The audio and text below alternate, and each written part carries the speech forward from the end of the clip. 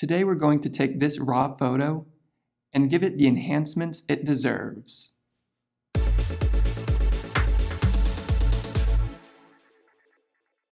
Hello and welcome to an Affinity Revolution tutorial. Today we'll be learning the basics of the Develop persona, which is where Affinity Photo allows you to edit raw photo files.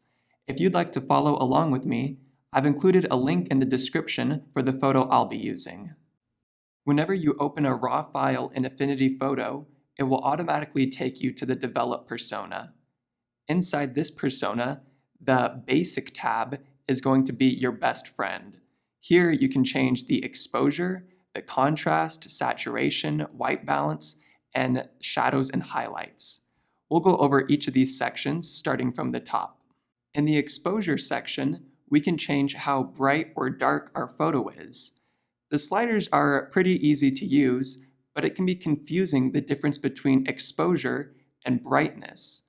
Exposure brings up the brightest brights in your photo, or darkens the darkest darks, where brightness affects more of the midtones. So more often you'll want to use the brightness slider than the exposure slider. Let me show you. If I drag the exposure slider all the way up, you can see my photo is just way too bright. So I'll reset it by pressing on this little arrow over here, and then bring my brightness slider all the way up.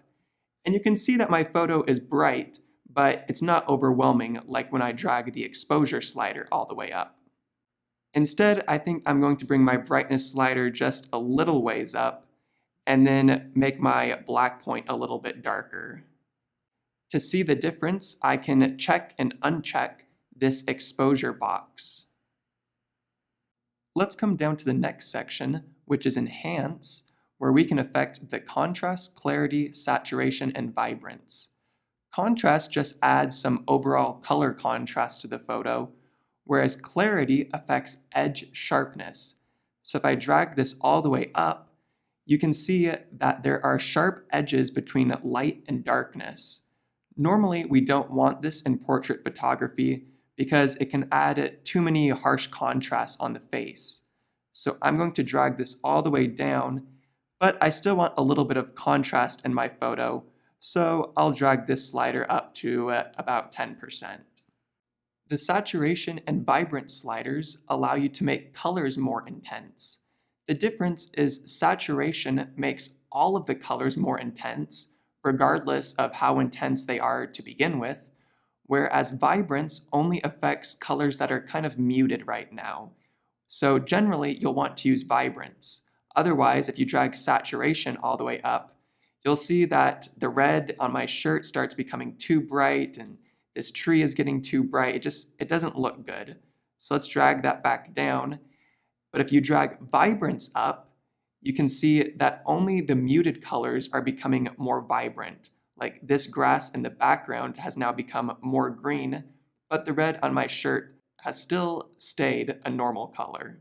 However, I think this vibrance is still a little too high, so I'm going to drag it back down to 10-20%, somewhere in that range. Coming down to the next section, which is our white balance, we can check that box, and now we can change the temperature of the photo.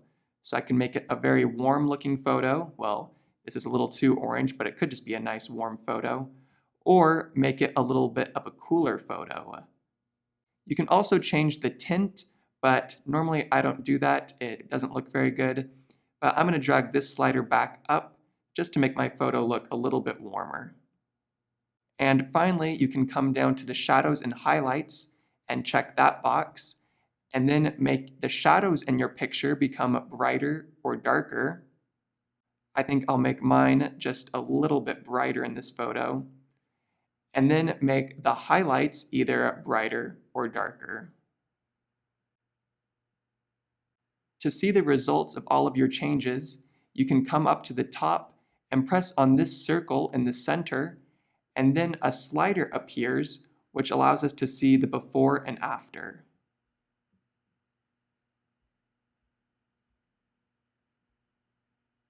As you can see, all of our changes have made this photo look quite a bit better.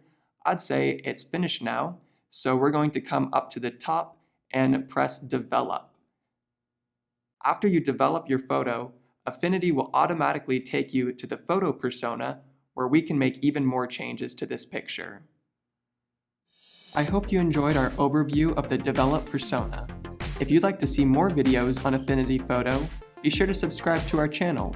We come out with a new tutorial every Saturday. So hit that subscribe button, and I'll see you in the next Affinity Revolution tutorial.